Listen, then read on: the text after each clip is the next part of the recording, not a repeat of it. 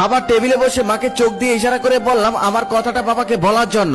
মা ভয়ে ভয়ে বাবাকে বলল, তোমার ছেলে নাকি বন্ধুদের সাথে কক্সবাজারে ঘুরতে যাবে, সেখানে কয়েকদিন থাকবে, ওর নাকি 10,000 টাকা লাগবে।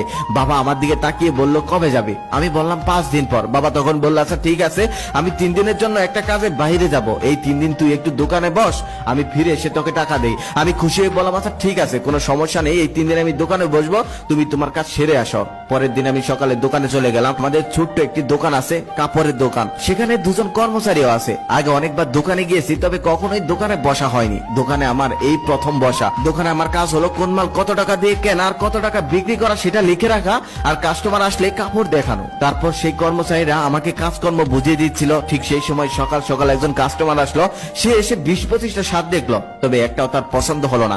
অবশেষে সে চলে গেল। আমি বিরক্ত হয়ে কাপড়গুলো গোছাচ্ছিলাম, তখন একজন কর্মচারী এসে বলল, ভাইয়া বিরক্ত হলে চলবে না, সবসময় হাসি মুখে থাকতে হবে।